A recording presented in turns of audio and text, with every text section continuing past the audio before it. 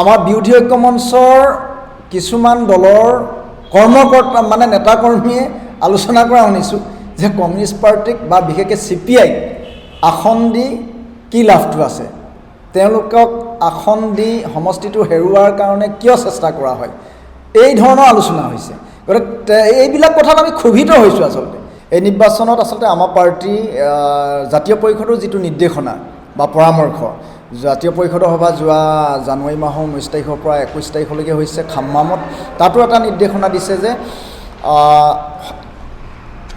যিবিলাক ৰাজ্যত বিজেপি চৰকাৰৰ শাসন আছে, এই যিবিলাক ৰাজ্যত বিজেপি চৰকাৰৰ শাসন আছে, এই চৰকাৰৰ বিৰুদ্ধে আমি আচলতে ঐক্যবদ্ধভাৱে সন্মানজনক নীতিৰ ভিত্তিত আসন ভাগ বতৰাৰ জৰিয়তে এক বিকল্প মৰ্চাৰ ভিত্তিত আগবাঢ়িবৰ কাৰণে পৰামৰ্শ দিছে।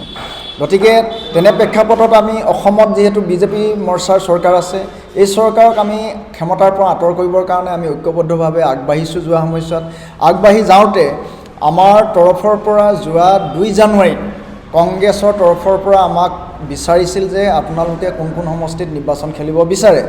আমি ইতিমধ্যে আমি তেখেতসকলক আমি এই 7টা সমষ্টিৰ তালিকা আমাৰ পাৰ্টিয়ে ঠিক কৰা মতে আমি তেখেতসকলক অৱগত কৰিছোঁ। যিটো আমাৰ যোৱা সেই 7টা সমষ্টিৰ সন্দৰ্ভত আমাৰ যোৱা 20 ডিচেম্বৰ যিখন ৰাজ্য পৰিষদৰ সভা শিৱসাগৰত অনুষ্ঠিত হৈছিল, এই সভাই সৰ্বসন্মতিক্ৰমে গ্ৰহণ কৰিছিল। সেই সমষ্টিকেইটা হৈছে শিৱসাগৰ জিলাত শিৱসাগৰ সমষ্টি আৰু নাজিৰা সমষ্টি আৰু ডিমৌ সমষ্টি, যোৰহাট জিলাত তিতাবৰ সমষ্টি, মৰিগাঁও জিলাত মৰিগাঁও সমষ্টি, লখিমপুৰ জিলাত ঢকুৱাখানা সমষ্টি আৰু গৌৰীপুৰ সমষ্টি, নামনিত গৌৰীপুৰ সমষ্টি। এই 7টা সমষ্টি আমি আইডেণ্টিফাই কৰি আমাৰ জিলাবিলাকৰ তেওঁলোকৰ সমষ্টিবিলাকত কোন কোন প্ৰাৰ্থী হ'ব, এই প্ৰাৰ্থীসকলৰো নাম তেখেতসকলে আমাক প্ৰেৰণ কৰিছে। সেই অনুসাৰে আমি শিৱসাগৰত আমি 3জনৰ নাম আমি ৰাখিছোঁ বা আমাক প্ৰেৰণ কৰিছে। সেইটো আমি ফাইনেল কৰিম 3জনৰ ভিতৰত কোনজনে খেলা হয়। যে মদন বৰুৱা নাম আহিছে, কমৰেড সত্যেন্দ্ৰ গগৈ নাম আহিছে, অনুপ গগৈ নাম আহিছে, সুভাষিনী বৰুৱাৰ নাম আহিছে। এনেধৰণে শিৱসাগৰ সমষ্টিৰ পৰাই নাম আহিছে। ঠিক তেনেকৈ নাজিৰা সমষ্টিৰ পৰা কনক গগৈ নাম আহিছে আৰু মানে তালে বালি নাম আহিছে। তাৰ পৰা ডিমৌ সমষ্টিৰ পৰা কৃষ্ণ গগৈ নাম আহিছে, জিতেন বৰপাত্ৰ গোহাঁই নাম আহিছে আৰু অজয় বৰা নাম আহিছে। ঠিক তেনেকৈ তিতাবৰ সমষ্টিৰ পৰা CPI জিলা সম্পাদক বিশ্বজিৎ শইকীয়াৰ নাম আহিছে। তাৰ পৰা মৰিগাঁও সমষ্টিৰ পৰা তপন ডেকাৰ নাম আহিছে। তাৰ পৰা ঢকুৱাখানা সমষ্টিৰ পৰা আপোনাৰ লখিমপুৰ জিলাৰ সম্পাদক ধিয়ান কছাৰী নাম আহিছে। ঠিক তেনেকৈ গৌৰীপুৰ সমষ্টিৰ পৰা আপোনাৰ শ্বেখ মনছুৰ ৰহমানৰ নাম আহিছে। এইকেইটা সমষ্টিত আচলতে আমাৰ এইকেইজন প্ৰাৰ্থীৰ নাম আহিছে আৰু আমি নিৰ্বাচনৰ মানে দিন ঘোষণা কৰাৰ লগে লগে আমি তেখেতসকলৰ যিবিলাকৰ এজনীয়া আহিছে তাত প্ৰব্লেম নাই, যিবিলাকত 3জনীয়া 4জনীয়া নাম আহিছে সেইবিলাকৰ নাম আমি চূড়ান্ত কৰিম মানে নিৰ্বাচনৰ দিন ঘোষণা কৰাৰ লগে লগে। এইটো হৈছে আমাৰ পাৰ্টীৰ সিদ্ধান্ত। আৰু লগতে আমাৰ পাৰ্টীয়ে সিদ্ধান্ত আমি কৰিছোঁ যে মৰ্চা সম্পৰ্কত যিহেতু আমি তেওঁলোকে বিচৰা মতে তালিকাও দিছিলোঁ, আমি খেলিবলৈ প্ৰস্তুতি চলাইছোঁ। আমি এডামেণ্ট নহয়, আমি এই যদি মৰ্চাত তেওঁলোকে আমাক সন্মানজনক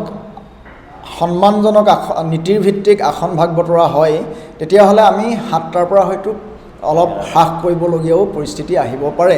এইটোত আমি কমিউনিষ্ট পাৰ্টি এডামেণ্ট নহয়।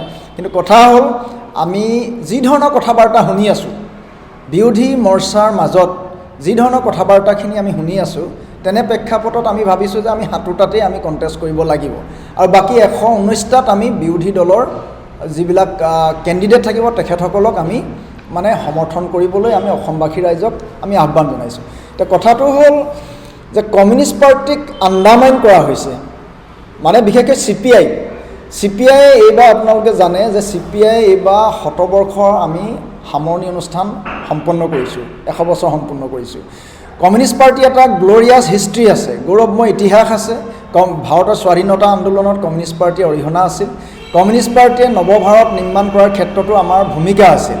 আৰু কমিউনিষ্ট পাৰ্টিৰ যিটো বিচাৰধাৰা, এই কমিউনিষ্ট পাৰ্টিৰ বিচাৰধাৰাটোক ওলাই কৰি আমাৰ বিৰোধী ঐক্য মঞ্চৰ কিছুমান দলৰ কৰ্মকৰ্তা মানে নেতা কৰ্মীয়ে আলোচনা কৰা শুনিছোঁ যে কমিউনিষ্ট পাৰ্টিক বা বিশেষকৈ CPI আসন দি কি লাভটো আছে, তেওঁলোকক আসন দি সমষ্টিটো হেৰুৱাৰ কাৰণে কিয় চেষ্টা কৰা হয়, এই ধৰণৰ আলোচনা হৈছে।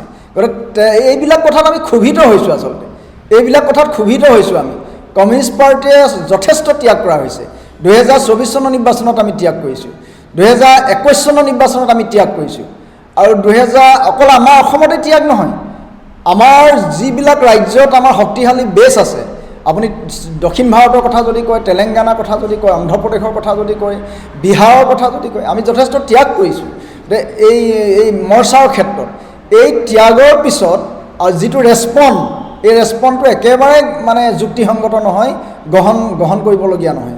গতিকে তেনেধৰণৰ কথা বাৰ্তাত আমাৰ কৰ্মকৰ্তাসকল, আমাৰ শুভাকাংক্ষীসকল, আমাৰ নেতাকৰ্মীসকল যথেষ্ট মানে অসন্তুষ্টিত ভুগিছে, অসন্তুষ্ট হৈছে, গতিকে ক্ষোভিত হৈছে।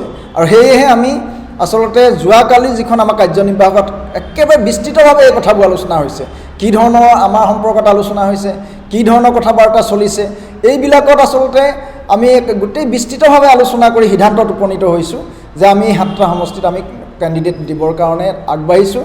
আৰু ইয়াতো যদি তেওঁলোকে, আমি যিহেতু কৈছোঁৱে যে মৰ্চাত যিহেতু থাকিবই লাগিব, আমি আছোঁৱেই, ইয়াতো যদি আমাক 2-এটা যদি হ্ৰাস কৰিবলগীয়া পৰিস্থিতিও আহেগৈ, এইটোতো আমি মানে এডামেণ্ট নহয়, এৰাধৰ কৰিবলৈ আমি এতিয়াও প্ৰস্তুত। আপুনি বিচৰা বাতৰি পাব কেৱল নিউজ 18 এপত। নিউজ 18 এপ ডাউনলোড কৰিবলৈ স্কেন কৰক এই QR কোড। গুগল প্লে ষ্টৰতো পাব এই নিউজ 18 এপ।